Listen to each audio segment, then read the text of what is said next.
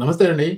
మీ దగ్గర $250,00,00,000 ఉన్నాయా? అంటే $43,50,00,000 ఉంటే, మీకు American green card green card కాదు. గోల్డ్ కార్డ్ కావాలనుకుంటే వెంటనే ఇచ్చేస్తాడట. అమ్మేస్తాడట మీకు Trump. We're going to be doing something else that's going to be very good. We're going to be selling a gold card. You have a green card. This is a gold card.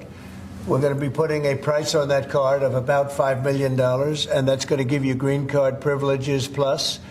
It's going to be a route to citizenship, and wealthy people will be coming into our country by buying this card. They'll be wealthy, and they'll be successful, and they'll be spending a lot of money and paying.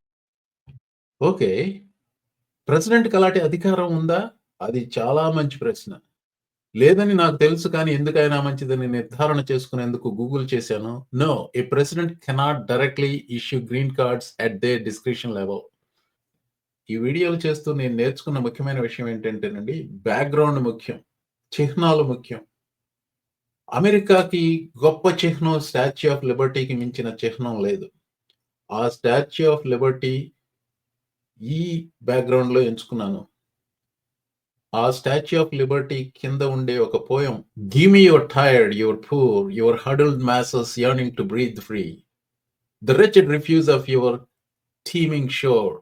Send these, the homeless, tempest tossed to me.